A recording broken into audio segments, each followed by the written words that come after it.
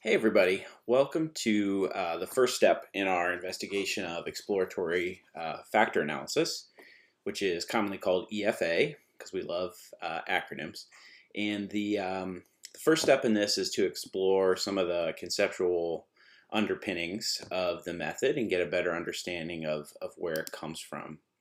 So here are some of the guiding questions that I'd like you to consider as we're tackling this new method of EFA. First of all, we're going to start talking about factors. And previously, when we talked about factors, we talked about them in the sense of a categorical variable in ANOVA, factors and levels. This is a very different kind of factor. This is a thing that we can't necessarily observe, a latent variable that we think exists, and that's a different kind of factor. So that's something you want to pay attention to as we talk about this. Then we're going to talk about the motivation for why you would want to do factor analysis, how factors are represented in data, how to determine how many factors you have in your data, and then how to use this strategy called factor rotation, which is a strategy for getting more interpretable factor analysis. And finally, how do you use the results that come from factor analysis, and that's called scoring your factors. So let's get into the when and why. So I want to shift back 1 week. So, well, it's actually more than 1 week, right? It's been quite a while. So the last time we met, we talked about cluster analysis. And cluster analysis was a strategy for finding groups of people or observations if we're not looking at people, right? In the content review, we looked at movies instead of people. So in cluster analysis, we were looking at the data and trying to find subgroups of people. In factor analysis, we're basically doing the same thing, looking at a data set and looking at groups of items or measures. So instead of looking for groups of people within the data, we're actually looking at a collection of items and seeing if we can reduce a larger set of items into a smaller set of factors. And that's kind of the underlying motivation behind factor analysis. Another way of saying this in a more mathematical way is that we want to determine whether the different measures or questions, for example, that we might give on a survey are tapping into different aspects of a common dimension or factor. Something that we're really, that we want to know more about, that our survey or our questions that we're asking might represent. So a factor, this is the definition I think maybe from ACOC, is a latent construct. So what we mean by latent is it might not be readily observable. It's unobservable but theoretically defensible entity such as intelligence, self-efficacy, creativity, motivation.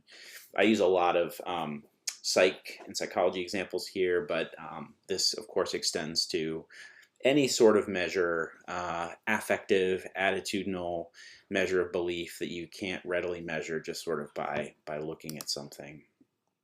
And usually when we talk about factors, they're represented using a specific visual, which is called a path diagram. So I'll give you an example of two of these. So here's one example. Let's say we're doing personality research and we're interested in people who are extroverted.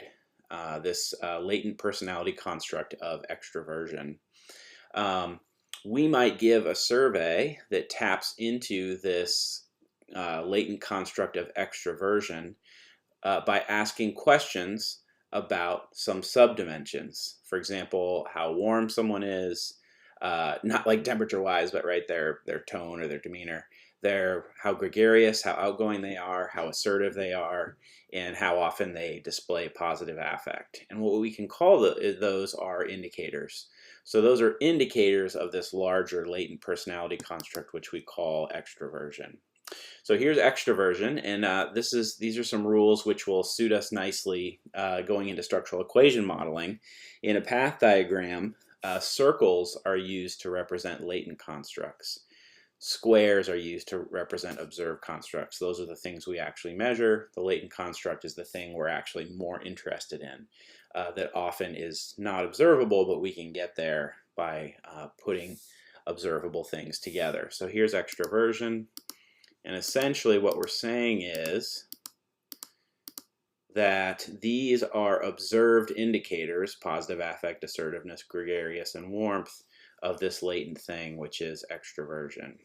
Now, a really important difference here. So the theory that we're using here is that these are what are called reflective indicators as opposed to formative indicators. So what this diagram is not saying is that extroversion is completely composed of only four things: warmth, gregariousness, assertiveness, and positive affect. That would be if we reversed our arrows here. These arrows are almost like little mini regression lines. So if we flip the direction of all four of these and they were pointing towards our latent variable, that's what would be suggested there. But we have the arrows going in this direction, which means that changes in this latent variable predict changes in this observed variable. Okay, so here's another example. Here we have another personality construct called neuroticism, which is one of the big five personality constructs. So ways to get at neuroticism: you might ask questions about anxiety, you might ask questions about hostility, level of depression, and self-consciousness.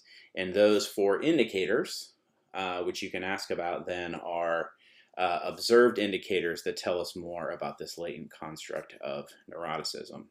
So this idea of latent constructs and observed indicators is a really important concept that will carry over definitely into confirmatory factor analysis, but also into the larger structural equation modeling world.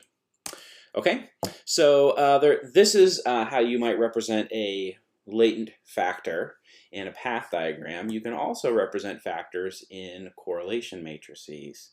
So what's really happening is when we do a factor analysis, we take a bunch of variables, which can be represented like this in a correlation matrix. So here I have 6 variables here, and I'm looking at the correlations between these 6 variables in a matrix. And what you're essentially trying to do is you're trying to reduce down those 6 variables into a set of simpler dimensions that explain the most variation in your data. And this is sort of like finding clusters of related variables.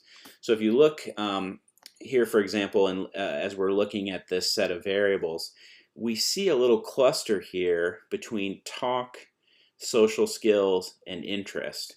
And all 3 of these variables are very highly related: 0.6, 0.7, and 0.8.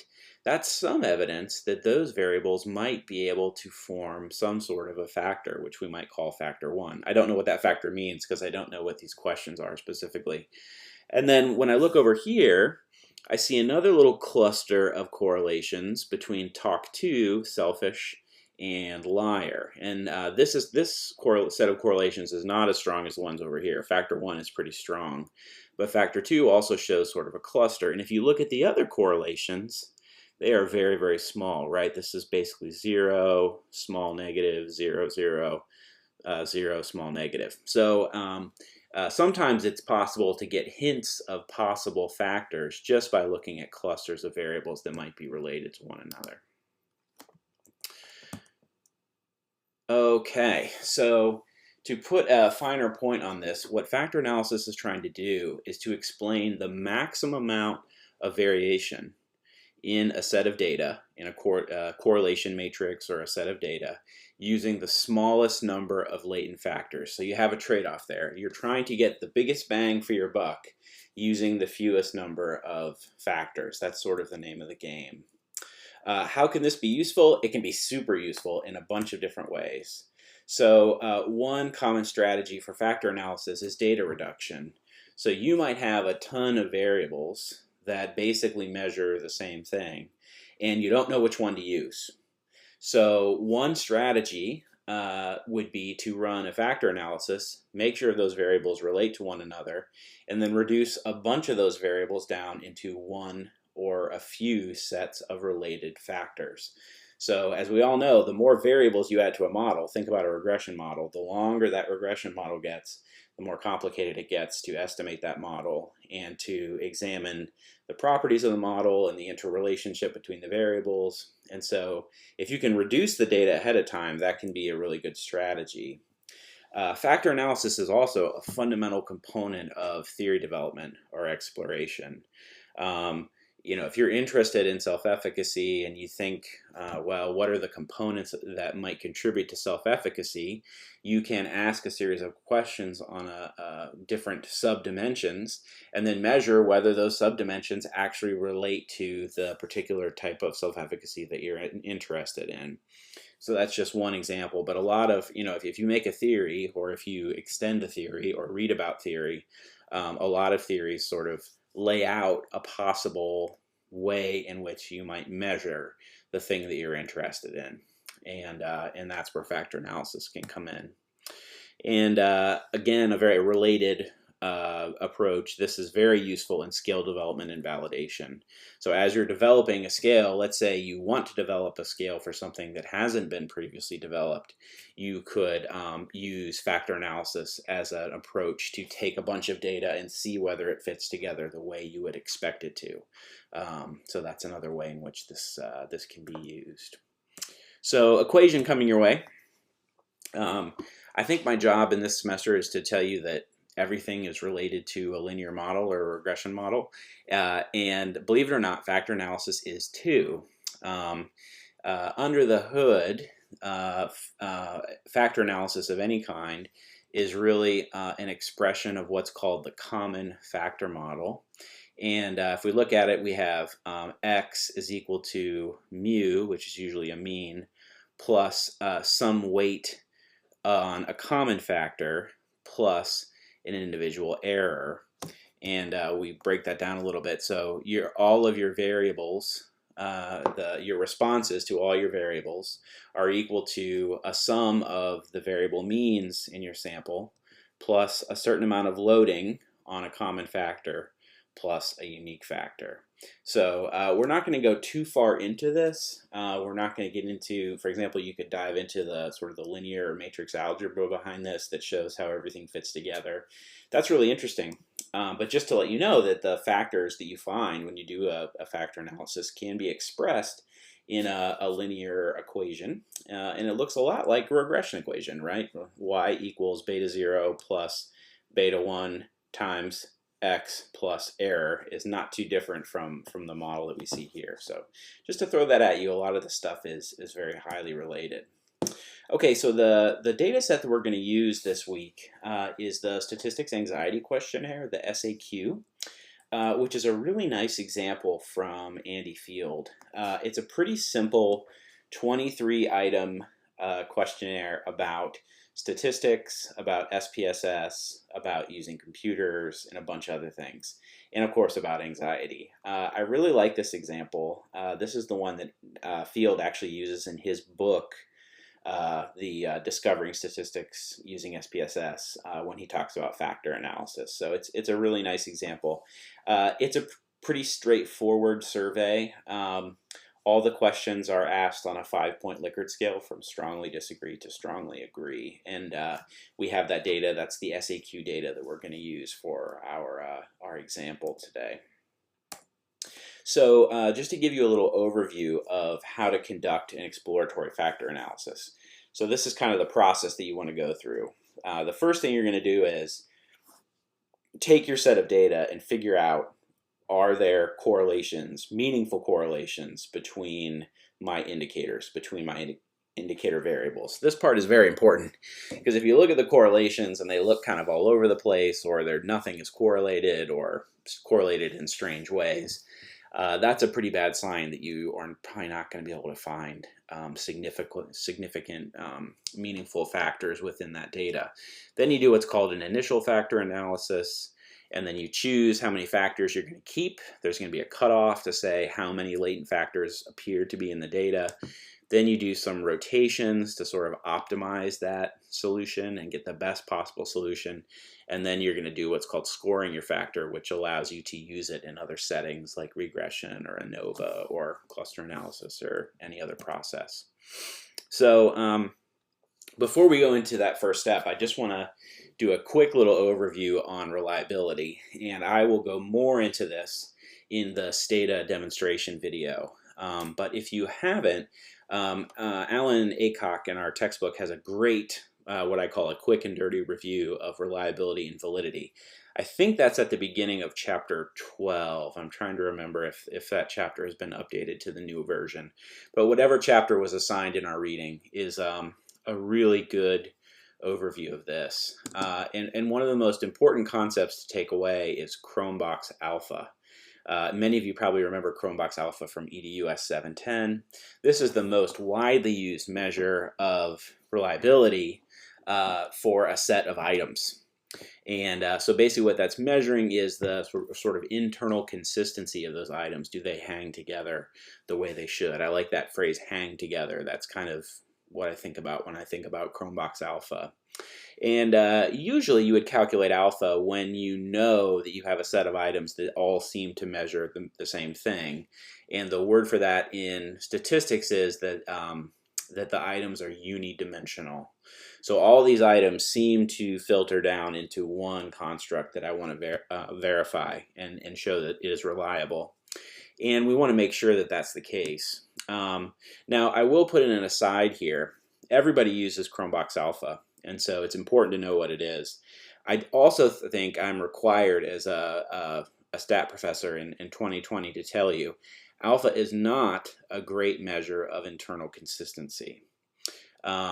So there are other measures, such as down here, McDonald's, Omega, and Coefficient H, which actually are much better to use when compared to Chromebox Alpha. Actually, Chromebox Alpha makes a lot of assumptions about your latent factor that you probably don't want to make. One of the big ones is that all of your items contribute equally. They have equal loadings relative to your latent factor, and that's actually very rare. So just to put it out there, alpha is not the world's best measure. I'm going to show you how to use it, but also point out there are some other good ones that we'll learn about as the semester goes on. Okay, so just to dive into this just a little bit more. So here are a set of 6 items from Andy Field's Statistics Anxiety Questionnaire, 6, 7, 10, 13, 14, 15, and 18. And I forget what these pertain to, but these are all items on his questionnaire that seem to pertain to maybe computers, I think, or something like that. So the command in Stata to get an estimate of Chromebox Alpha is pretty straightforward. It's just alpha, and then you list all the items. And you can add some nice options. So if you put item on the end of this, I really like this. This gives you some more detailed information about the performance of each item. So here we have our items going down the side, 6, 7, 10, 13, 14, 15, 18. Down here we have our overall alpha, which is just a standardized version of the covariance between, the average covariance between all these items, so 0.82. The cutoff, of course, for a sort of viable alpha for a scale is about 0.7, so that's sort of what you want to shoot for. If alpha is above 0.7, that's even better. Above 0.8 is great. 0.9 is even better. So, but generally, when people are reviewing your work and looking at the reliability of your instruments, they're going to want to see an alpha of about 0.8. So, some other useful statistics you get from Stata. You get an item test correlation for each item, which is pretty cool. So that is essentially the correlation between each individual item and the overall latent factor that you're assuming. So you want these to be pretty high, and here we see they're 0.7, 0.7. So the lower correlations here are indicative of items that don't hang together very well with the latent construct that you assume exists. And then you get an item rest correlation, and so this is a correlation between each item and a latent factor that's defined by the rest of the variables. So in other words, if I kick that variable out and just correlated that variable with everybody else, what would that look like? And this is always going to be lower because you're essentially taking the variable out of the test. So you're going to be reducing its correlation with itself. But you can also see a significant drop off, for example, in question 10. So just looking at this, question 10 doesn't really have a super strong correlation. It might be one of our lower performing items. Okay, so that was a quick and dirty overview of reliability. And now we're going to talk a little bit about correlations. So the quality of a factor analysis depends on what you put in. I think in 710 you might have learned this idea of garbage in, garbage out. So if your data are not very well correlated with one another, you're not going to get a very strong factor analysis. And so the variables that are used should correlate quite well. What this means is most of the items should correlate at about 0.3. Some can be below that. You just don't want correlations that are too low, for example, below 0.1. So it's sort of the Goldilocks situation where you want things to be not too hot but not too cold. You also want to avoid multicollinearity. So if you see a lot of variables that are really strongly correlated, like 0.8, 0.9, that's something to look for too. And so this is the first process, and I call this screening the correlation matrix, just to find variables that might cause concern, either correlations that are too high or too low. So here's a giant correlation matrix of all of Andy Field's data. And as we're screening this, what you're going to look for is just finding relationships that are too high or too low. So is there, for example, a variable that doesn't have a strong correlation at all with any of the other variables? And that's a problem. Or is there a variable that has really, really strong correlations, like 0.8, 0.9, or even above 0.9, and that could introduce issues of multicollinearity. So that's the first step, and I'm going to go through these fairly fast, the stata output part, because I go into it in much more detail in the actual demonstration video. I just want to show you the first step is to sort of assess this correlation and see what's going on. And what you're really looking for when you look at these correlations and try to find factors are two concepts. One's called communality and one is called uniqueness. And so this all comes back to this idea that a factor is a representation of common variance. And this is variance that variables share with other variables. If variance is not common, then it's unique. So you kind of have this play, right? You have the common variance between variables, and then each variable typically has its own unique variance. And the proportion of unique variance in a variable is called uniqueness. So if a variable is super unique, it's going to have almost all of its variation unique to itself. If it's not very unique, it's going to be really, really small. So uniqueness of 0 means that a variable is not contributing anything new. All that variance is shared with another variable. Uniqueness of 1 means there's no variance shared at all. And in between means there's some variance shared. Sometimes people talk about this as the opposite. So instead of talking about uniqueness, they talk about communality. And so then everything is flipped. So if something has a communality or commonality of 1, it means that all of the variance is shared with another variable. If something has a commonality of 0, it means none of the variance is shared. So just, in the language on factor analysis, sometimes this bounces around, but it's the same concept. So here's a visual. So let's say I have a variable here, and this blue circle represents the variation in this variable. We'll call it variable 1. And when I look at a correlation between these two variables, I add in a second one, variable 2, we see that there is some shared variation between variable 1 and variable 2. So this represents the commonality of variable 1 and variable 2. And these independent slices represent the uniqueness, respectively, of variable 1 and variable 2. So for these two variables, we find that they have a commonality that's somewhere between 0 and 1. Variable 3, on the other hand, has no shares the same variability with variable 1. So there is some uniqueness to variable 3, right? So variable 3 still has some uniqueness, which is this part of the Venn diagram. But variable 1 now would have a uniqueness of 0 because its variation is completely explained by the variation in variable 3. And the opposite of that would be something like variable 4. So over here we have variable 4. None of the variation in variable 4 is explained by the other variables. So it would have a uniqueness of 1. Just to represent, that's kind of what we're talking about visually when we talk about uniqueness, and also when we talk about commonality, which is just the opposite of that.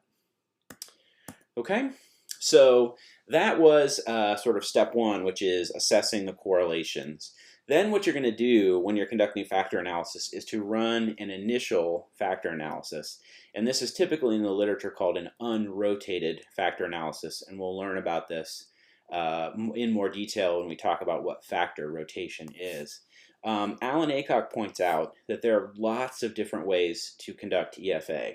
And honestly, it can be a little mind-boggling how many choices there are. Two of the most common in the social science literature are what are called principal axis factor analysis and principal component factor analysis. So principal axis is confusingly called PF analysis typically, or PAF, and principal component factor is called PCF. The differences are fairly slight in most cases, but principal axis factor analysis only looks at shared variance in your items. So in other words, principal axis factor rotation is not concerned with any of the unique variance in the items, only trying to explain the shared variance. Whereas principal component factor analysis is trying to identify factors based on all the available variance in the items. They both have their advantages and disadvantages. We're going to use PCF. It is the default in Stata. I think it's a little more intuitive. But both of these are accepted approaches, and in almost all cases, your results should not differ too much whether you're using PF or PCF factor rotation. Just another note, both of these are different from PCA, yeah, just to throw another acronym at you, which is Principal Component Analysis, which has also become popular for data reduction. So this is an approach that sort of tries to make a goal of reducing data into as few parcels or factors as possible without any consideration for theory. We're not going to talk about PCA. It's not as useful in our context. Okay, so here's a typical factor analysis table, and again, in the Stata demonstration, I'll talk you through this. Big picture here, what you're looking for, essentially these eigenvalues are associated with individual factors. So we had 23 items on our scale, which means we can have at most 23 factors. If we have 23 factors, that means each factor has a uniqueness of 1. There's no shared variation at all. That's not a good situation because we want to be able to reduce things down. And so each factor is given an eigenscore or an eigenvalue. And what we're looking for here are most scales, most latent factors that are viable have an eigenvalue above 1. So in this case, we see there are 1, 2, 3, 4 factors that have an eigenvalue of at least 1. So according to some rules, you might have 4 latent factors represented in this statistics anxiety questionnaire. There are a couple other dimensions to the data here which I talk about in the demonstration, but that's just to show you a big overview. You want to look at the eigenvalues and see how many potential factors you have. Then you have to figure out how many factors you want to keep. This is called factor extraction. Sounds like you're going to the dentist or something. Sounds painful. It's not terribly painful. This is where you make a choice about, okay, you could keep up to 23 factors. How many of those are you actually going to keep? And there are a couple rules. So one is called Kaiser's rule, which is very common. And that is you keep all factors with eigenvalues greater than 1. And this is the default in Stata. If you don't do anything else, Stata is going to keep all the factors that have an eigenvalue greater than 1. There's also using what's called a scree plot, and this comes from Cattell back in the 60s. And what you're looking for here is what's called a point of inflection. And I'll show you what that looks like in just a moment. So in terms of what rule to use, Kaiser's extraction is pretty common, particularly when it's shown to be very good when you have a smaller number of variables, so 30 or fewer variables, and in general, lower uniqueness. So uniqueness after extraction of less than 0.3. It's also performs best in a larger sample. You can have smaller amounts of uniqueness. A scree plot is good if you have a small sample size. It's kind of a good universal rule that you can use. But in general, like I said, Stata uses this Kaiser rule of 1. The scree plot sort of gives you more context on that. So here is what a scree plot looks like. So this is pretty cool. So these are the eigenvalues associated with each factor, going from 1 to 23. So 1, 2, 3, 4, 5, 6, 7, 8, 9, 10. And so we see the cutoff here is 1. So here's the cutoff of 1. And remember, I think factor 5 was like 0.98, so it was really close to 1. So what you're looking for is what's called an inflection point. And this is when the data goes from moving vertically to moving more horizontally. It's kind of like, where's the elbow in the plot when you look at it like this. So here we drop really significantly, going from factor 1 to factor 2, and then we drop again from 2 to factor 3, and then there's something going on here where we turn. So somewhere between 3 and 5 factors is where we make the turn. By factor 5, we very clearly started to go more horizontally than vertically. And so the scree plot probably would also defend the choice of factor 4 of a 4-factor model. You could also test a 3-factor model to see if that made more sense, or a 5-factor, but 4 seems to work pretty well.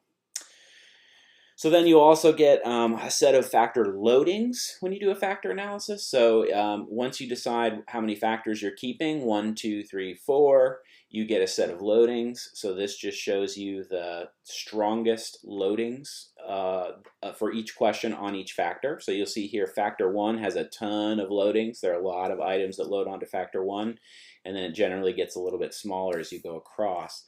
So this is what's called an unrotated solution. And unrotated solutions can be pretty hard to interpret. That's why we do factor rotation to try to come up with. What you're going to see is, I mean, this is almost every item on the scale.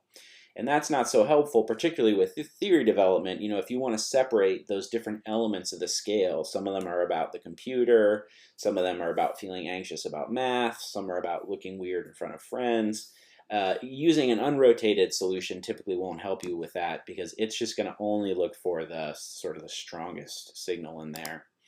So that's where rotation is helpful. It really helps you interpret your factors, and it allows you to see what some of those sub factors beyond the first one might be, and to clean it up. So this is called factor rotation. There are 2 types of rotation.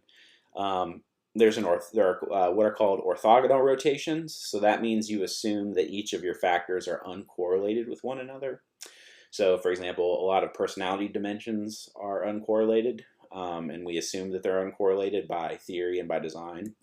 And then there are what are called oblique rotations, where you allow those factors to intercorrelate or be related to one another. And one way of thinking about this is sort of moving an axis around a set of points. I'll show you what that looks like in a minute. In Stata, so what's interesting is these are general types of rotation, but there also are like specific procedures that are orthogonal and some that are oblique.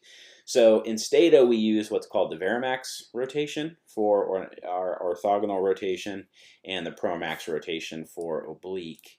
But there actually are 21 other possibilities just in Stata, but these are sort of the most common and most frequently used.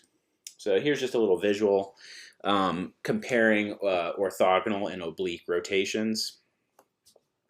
So when we do an orthogonal rotation, we essentially assume that these factors are at 90 degree angles to one another. So we just move the axis around, but we keep the distance between the 2 axes exactly the same. We keep it at 90 degrees. And 90 degrees means if 2 things are orthogonal, it means they're unrelated. They have a correlation of 0. So an oblique rotation allows those axes not only to move, but also to pivot.